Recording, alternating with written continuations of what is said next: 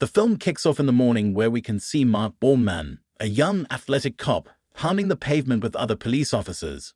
He's in the thick of training for a grueling police endurance test, breathing hard and pushing himself to the limit. After feeling some gruesome pain in his sides, he decided to stop and rest. Earlier that day, we can see Mark Bormann getting ready to go to work while his roommate Kay Angel is still in bed. The story continues with Mark finding himself in a packed room of eager recruits, all there to pass the exam at the police academy. They had a grueling physical exercise as part of the test, which turned Kay's competitive spirit ignited. He goaded Mark on, pushing him to dig deeper. Initially caught off guard, Mark surprised himself by matching Kay's intensity. However, he unintentionally overpowered Kay, which kind of offended him, and they slapped each other's faces. The trainer saw their situation and immediately called them in his office, dismaying Mark. He then got himself a smoke and talked to Kay about it. Kay borrowed Mark's lighter to light his own smoke and had urged them to go into reconciliation from their misunderstanding. Soon enough, the two are enjoying their company in a swimming pool where Mark imitates Kay's smoking methods. They both swam until Mark told them to get out of there before they get caught by officers. But Kay didn't seem to mind and stayed there for a while. At their class, the two had moments where they themselves looked at each other. Their days were filled with the physical demands of training, from intense drills to grappling exercises. Kay's confidence was infectious, and it slowly drew Mark out of his shell. The two would jog in the woods, and Kay nicely teaches Mark on breathing techniques so he can strengthen his endurance. As they rest and talk about their lives, Kay did something strange, which is sharing his cigarette to Mark and eventually smacking his lips. Mark was annoyed and called him nuts, but Kay told him to chill out. It made things awkward between them. That night, Mark shared an intense sexual intercourse with his girlfriend, Bettina Bistoff. She whispered to him that they miss him. Then Mark caresses his belly, revealing a baby bump. The camera then shifts to morning where people are bringing baby furnitures inside their home, and Bettina's mum is taking a video for commemoration. At their deployment, Mark was hot-seated by other police officers if he went to see hot chicks, but he seemed uninterested. They had a bowling date where Mark and Bettina enjoyed the company of their other couple friends. Then just like that, Mark is packing his things off again, preparing for work. The couple enjoyed their final quality time together before Mark went back to the headquarters. In their usual class, Mark noticed that Kay has been absent for a while. He then went on some smoke during break time where he met Kay again, asking for smoke and his lighter. Their paths crossed again at the gym where Kay stepped in to assist Mark with heavy weights. Their bodies close as they worked together. They shared some fleeting glance between them and marked the start of something more. Mark went out at night, confused of what he was feeling towards Kay. In the morning, Mark went running in the woods to garner his thoughts, but Kay catched up to him, acting like nothing happened. Mark was mad and multiple times told him to stop, but Kay eventually caught him to give him a kiss, to which Mark surprisingly submitted. They continued their intimacy with Kay rubbing on him. To this point, Mark had himself on the reality check and ran as fast as he can away from Kay. He was driving fastly and furiously to go back home. He was welcomed warmly by his girlfriend Bettina, and they had dinner together with their families. They are celebrating their soon-to-be-born baby, to which convinced Mark of living a more responsible life.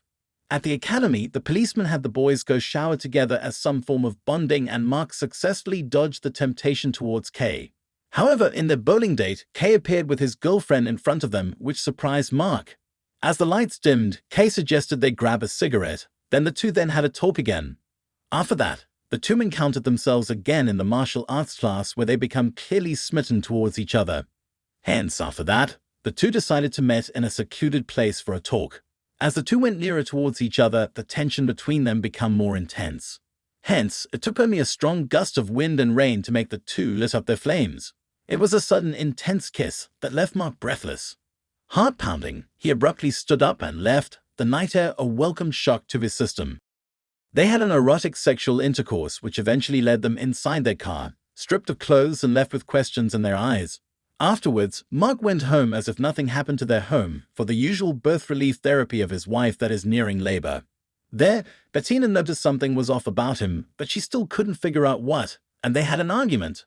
At home, Mark was preparing dinner when Bettina held him from behind lovingly. They talked like the perfect and matured couple that they are, but it turns out it was just surface level. Mark received a call from Kay, to which made Bettina skeptical about the two's relationship. Kay wanted to meet up with him, but Mark told him he's helping his girlfriend at home. Mark and Kay met again to run that morning and had some deep talks about their lives. Soon after, they are strangled in bed naked and having intense sexual interaction. whispering love and affection towards another. They'd are far gone from reality, and it seemed Mark had become addicted to Kay. They then looked at the city together after finishing their jogging session. Both seemed relieved with what's happening between them. That night, Bettina wanted the two of them to share sexual intimacy, but he only kissed her. She realized that Mark is becoming more and more uninterested towards her. Kay invited over Mark in the bar to have a smoke and talk while leaving Bettina feeling empty and alone. The gay bar throbbed with a life he'd only seen from the outside. Music pounded, bodies moved in a blur of color and freedom. Mark was a fish out of water, but strangely, he felt a pull, a magnetic attraction to this alien environment. Dancing with Kay, he slowly began to shed his inhibitions, a tentative step towards the side of himself he'd kept hidden. That night was a turning point, a glimpse of a life he could never have foreseen. The next day, Mark went home to see Bettina alone painting their soon-to-be newborn's room. Mark became guilty as hell with what he's done, so he embraced his girlfriend from behind and wanted to fulfill his duties. Bettina was visibly disappointed in him but couldn't do anything. He couldn't resist him. The couple went to the doctor for her ultrasound monitoring and it went well. They seemed to be good again. Mark handed her the picture of their baby's ultrasound, which made her happy. However, questions about him and Kay were creeping on her mind. That day, Mark and Kay steal away to a secluded spot in the woods, far from the watchful eyes of their coworkers and the world. The forest, a recurring backdrop in the film, is their sanctuary, a place of freedom and escape. They share another passionate kiss that deepens their connection. Surrounded by nature, their secret love affair feels even more forbidden, a stark contrast to Mark's otherwise predictable life. They talked about Bettina's situation as she is about to have a baby and Mark will become a father. Mark still wants to be a father to his baby and Kay seems to understand, so there was no conflict between them. Then the awaited day of giving birth to his son came. The baby was healthy and he is very happy. They shared memories together as their family took some video of them holding the baby, not knowing that Mark has been doing some undercover cheating towards his girlfriend. At the headquarters, Mark announced his son's birth and the officers celebrated alongside him. He also decided to take some break to focus on the baby. And he fulfilled his promise. He was present during their baby's first bath and memory. While he was driving for some errands, Mark then encountered Kay, which seems to have some bad shop towards his lack of time for him nowadays. Meanwhile, Mark wanted to fix things with Bettina, and so does she. They're trying their best to make their family happy. But it's inevitable that Mark will meet Kay again at the headquarters. During a tense training exercise, their bottled-up emotions exploded into a physical confrontation. The heated exchange that followed was a stark contrast to the electric energy of the bar. Their superior's reprimand was a cold shower, but in a strange way, it brought them closer. The incident forced Mark to confront not only his feelings to Kay, but also the complexities of his own identity. They looked at each other gently before getting deployed in their mission. Mark's deepening relationship with Kay starts to take a toll on his focus at the police academy. Once sharp and driven, he's now distracted, often lost in thought. His training suffers as he finds it harder to concentrate. Afterwards, Kay confronted him about his situation. He seems to be sandwiched with it as well because he wanted space in his life. Mark was torn and couldn't do anything more but to embrace Kay. He was undeniably attracted to Kay, but the situation at which things were moving was terrifying. The following day, Mark heads over to their place just down the road. Their house feels like a cozy embrace, a world away from the chaos raging inside him. While they were training, his mother came to visit Mark inside the office to have a clear talk. Concerned by Mark's change in behavior, his parents urged him to confide in them. His mother, especially, is determined to help, but Mark remains tight-lipped.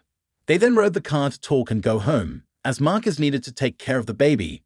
It was the baby's celebration and everyone was busy, while Mark is also busy doing everything for the baby. Bettina, always sharp, picks up on Mark's change. When she confronts him, he insists everything's okay, but his forced cheerfulness doesn't hide the underlying unease. Torn between his love for Kay and his commitment to Bettina and their unborn child, Mark finds himself caught in a web of his own making. The stress of this double life starts to wear him down. The strain on their relationship is obvious as Mark desperately tries to keep up the appearance of a perfect life. One day, Bettina stumbles upon a cryptic text from Kay. While the message seems harmless at first glance, it hints at a deeper connection between Mark and Kay. Confronting Mark, she's met with denial, but the seeds of doubt have been planted. As Bettina becomes increasingly suspicious about his infidelity, her once solid trust in Mark begins to crumble. Mark, still trying to fix the situation, went to Bettina's parents where she's hiding to talk. However, He couldn't do anything to make her come out.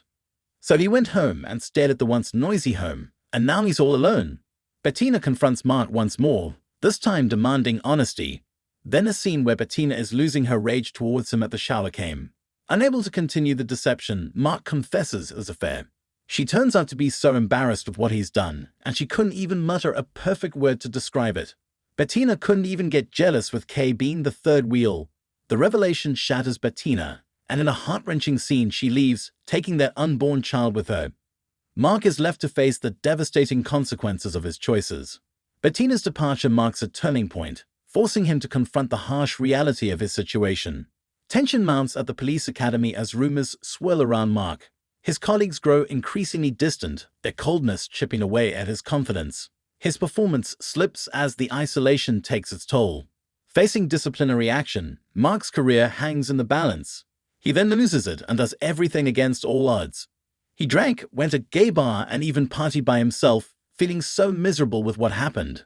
Bettina, weary of Mark's indecision and haunted by his fear, can't bear it anymore. Their final confrontation is a raw and painful ending to their relationship. As she walks away, Mark is left to confront the consequences of his choices alone. The film concludes with Mark back at the police academy, participating in a training run with his colleagues. However, this time, he surpasses everyone else and runs ahead alone. This final scene can be seen as a symbol of Mark's journey towards self-discovery and independence. He has broken free from the constraints of his previous life, represented by the group he leaves behind. It suggests a sense of liberation and a new beginning.